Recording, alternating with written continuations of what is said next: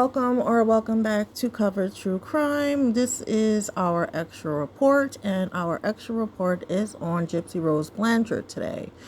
You already know the basics of what's going on with Gypsy Rose Blanchard after filing and asking for a divorce from Ryan Anderson, which was her husband from when she was released out of jail. She lived with him. She admitted that she only married him in order because she did not want to be over 30 years old living with her parents. So she decided to parole to his house where it'll look legit and it'll look better on paper. Just something really disgusting to actually admit when he thought you loved him. But we all know the truth, sadly. And then she ended up committing adultery with her ex-fiance. That was also a pen pal of hers back when she was in prison. And she told Ryan that, hey, I'm leaving you, and in 6 months I'm going to be with Ken Erker. And guess what? It didn't even take 3 months. It didn't even take 2 months. It only took 2 weeks.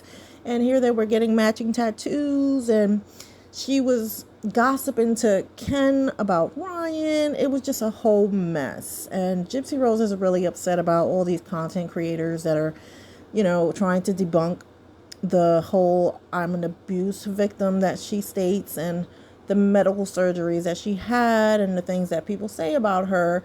But she doesn't realize that a lot of the chaos and things that are being said about her is something that she did herself. Just her whole personality and her character, she was exposed on her show, Life After Lockup. I believe that's what it's called on Lifetime. That we all saw, and we all could see the cookie crumble, and how her disgusting narcissistic personality and how spoiled rotten she was on that show, and how horrible she treated Ryan, where she was calling him controlling and insecure, when all while you're throwing Ken in this man's face every day. You're waking him up out of his sleep to tell him that you miss Ken. Like, what world does she live from? She's not from this planet. But anyway, this extra report has to do with her and her current relationship with Ken. Now, all of those of you who've seen the text messages that came out a couple of years back between Gypsy and Nick Godejohn, you can see clearly on those text messages where Nicholas was being manipulated by the master manipulator of them all, Gypsy Rose Blanchard. So I decided to want to circle back around on those infamous text messages that led up to the unaliving of her mother, and I wanted to compare those text messages and her behavior that she's exerting now. Like, soon as she said she was pregnant, she could have been probably 5 weeks, and she was stating that God bless Ken, because he has to deal with all of my outbursts and my hormonal emotions right now and things like that, which we all know, for those who have been with child and pregnant, your hormones are out of whack. Now, the difference is that Gypsy's always had outbursts, and I'm going to show you these text messages that show that she's had these outbursts. So just imagine with poor Ken, and what Ken is actually going through now with her quote unquote freakouts, and if he's actually happy in a relationship, because I just heard recently that they are in some sort of pregnancy counseling. I wonder if that's more for Ken or if that's more for her. Like, I don't know. And what's scary is that postpartum, I believe it's called postpartum depression, when it's after you have the baby, your hormones are out of whack. So I really fear for her family, the baby and Ken, because if her freakouts and her emotions can't be in checked and can't be handled, and she's not able to handle these outbursts, what's going to happen when she has the baby, because postpartum depression is real. But I'm not going to get ahead of myself. We are going to check out these text messages, shall we? May 27, 2015, 7:44 p.m. My feelings won't change, and though I have freakouts, I'll always come back to you, my love. I'm so sorry I scared you. I'll give you lots of love in the hotel, baby. Now, this is obviously way before the unaliving of her mother, which was on June 10th. I won't be reading these in order, but I'm just going to be showing you a whole bunch of these emotional triggering texts from Gypsy. This one says, maybe you might like me better in person. Here's Nicholas Godejohn. When you don't have your freakouts. Yes, dear. June 2nd, 2015, 2:25 a.m. Who puts up with your overbearing ways and your ridiculous political shit? Dear, I'm not trying to argue with you, so please stop. Now, this is Gypsy saying this to Nicholas Godejohn. And mind you, Nicholas Godejohn was an activist, and that is what she means about his ridiculous political shit. He was an activist for animal rights and against animal cruelty and he was against and for a lot of humanitarian reasons. So he did a lot of good and posted a lot of good things on his social media pages. And Gypsy Rose called this ridiculous political shit. June 1st, 2015, 3:07 a.m. The ups and downs will balance out with us being together in person. Here's Nicholas Godejohn. You know what I want to do after tonight's scare, huh? And the reason why he says that is because Gypsy Rose is always manipulating him and freaking out on him. And then she's saying, you're going to lose me. Trying to manipulate him into thinking that he's basically going to lose her. So she's using her freakouts as an excuse to gaslight him, and it bothers him. It would bother anyone, and this is a form of narcissism and narcissistic traits. Gaslighting. June 2nd, 2015, 2:32 a.m. I was what you wanted, and you pushed me away.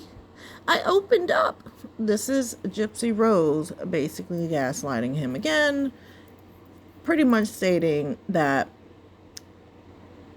he is pushing her away. So he's going to do everything in his power to make sure that he doesn't do that. He's going to do everything that he can, everything that she asks, to be with her.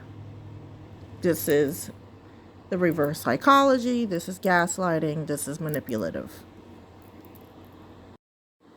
May 27, 2015, 9:44 p.m. Nicholas Godejohn to Gypsy.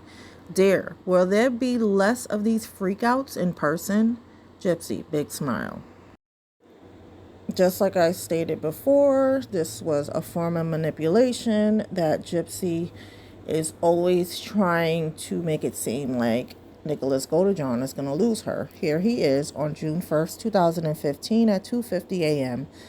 I know, dear, you scared me, though. I thought I lost you. And Gypsy replies with, you almost did. You see what I mean? This is called gaslighting and manipulation.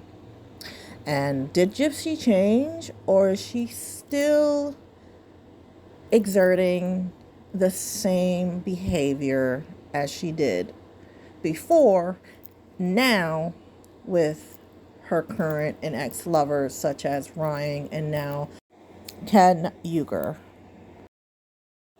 This text message from June 6, 2015 from Gypsy is a perfect example of her behavior recently and now in 2024, how she had Ryan feeling insecure towards Ken, and she loves stirring drama, and how she was calling Ken and gossiping about Ryan, and she just loves to be the center of attention, and she loves two men fighting for her. She feels on top of the world. She just feels like the queen bee, and this is a perfect example. Here she's saying, "Honey, I was wondering, say I wanted to have sex with a guy before leaving town, could I?" And this is a few days before the unaliving, when she's basically stating if she can do this before Nicholas Godejohns comes and does the deed, and they get this whole orchestrated smurder done. This is what she's texting him. What she's texting Nick Godejohn. And a continuation from that text from Gypsy Road to Nicholas Godejohn. "He agreed to meet up. We're gonna get coffee at this cupcake place Thursday, so that will close that." How dare you send your boyfriend, your significant other, a threat or anything of this nature, that if it's okay. Will it be okay if he has, meet up with someone else for some coffee and cupcakes and some XCX? Would he be okay with that? No.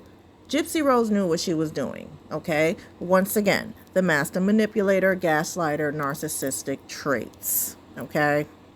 Again, these are text messages from Gypsy Rose to Nicholas Godejohn, or Nicholas Godejohn to Gypsy Rose, leading up to the unaliving of her mother, Deedee Blanchard. Now, last but not least, as there's thousands of text messages, I only decided to bring out and pull a few to add to this video, where the similarities in the behaviors of Gypsy Rose back when she was 23 and unalived her mother with Nicholas Godejohn, and the behavior now that she has been out of prison surrounding her marriage and in divorce, and then rekindling with Ken Euchre and getting pregnant, is very, very similar. And from my observation, this lady has not changed. She is still the same, in my opinion, narcissistic, manipulative, narcissistic. And she still has freakouts, and that is not normal.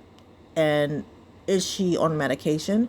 Is she receiving extensive therapy that I believe she needs to be receiving?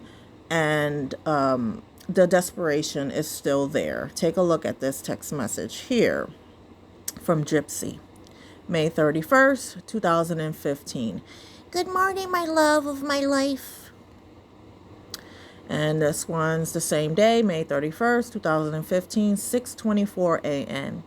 "You know what? I'm going to start wearing a ring because I want to feel married to you. So one of my rings from the girly shop Claire will do."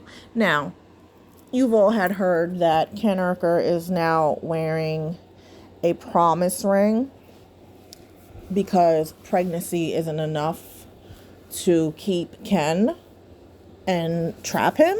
So I think she believes marriage is going to trap him. So she decides to get him a promise ring, which is a promise to her that she will always be there for her and the baby and the family. Well, Gypsy, he's supposed to be getting you the promise ring, if that is a promise from him to you. Second of all, Gypsy Rose, I'm sorry to bust your bubble, but no pregnancy and no marriage is going to keep a man to your hip and married to you if he doesn't want to be there. Don't make the same mistakes that Jennifer Lopez made, because Jennifer Lopez had a ring that was engraved by Ben Affleck that said, "Not going anywhere." And guess what? He could not deal with her shit. And he moved out of their shared home. I got his own rental apartment. And while she went on a lavish vacation, he secretly went to the shared home that they have and moved all his belongings. Okay. You know what? Not for anything, but my theory, and this is just a theory, because at the end of season 2, episode 8 of Life with Lockup, Ryan was shown saying that he received positive pregnancy test from Gypsy, and also 2 friends that she ended up falling out of from, it was Amelia's girlfriend, I believe, or something like that. She also stated that she received positive pregnancy from Gypsy Rose as well before getting the positive pregnancy test allegedly with Ken. I believe, it is my theory, that Gypsy was pregnant with Ryan's baby. But because there was that open door that Christy decided to open and crack open for her and Ken to get back together, that Gypsy ran through that open door, but she was already pregnant with Ryan's baby. So in order for him not to leave, I believe that she was already pregnant with Ryan's baby and she's pinning this baby on Ken. And now she's trying to rush into the marriage so that way when the paternity test comes and it shows that it's Ryan's, I believe Gypsy in her mind is going to say, well, Ken is still going to be the dad because he's married to me and he loves me and blah, blah, blah, blah. We all know Gypsy Rose is delusional and she doesn't have any morals, and we don't understand why she does the things she does. Okay. But take this with a grain of salt.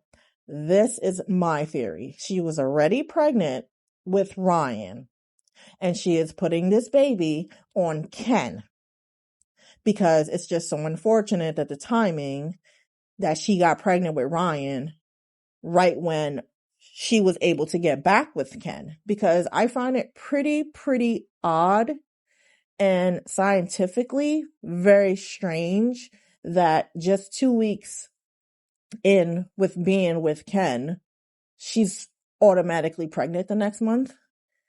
It's very difficult to get pregnant. It's not really easy. It's like what they say, like a 20% chance every month. So, this is just my theory. Take it with a grain of salt, and we can patiently wait for that paternity test. And if it's right, oh my God, I think I'm a freaking spiritualist, but we're going to see. But anyway, like I said, take that with a grain of salt. It's just a theory of mine. Thank you for listening. To Covered True Crime. I'm Nati, and this was an extra report, and I see you this Sunday with an all new case. Thanks for watching. Bye.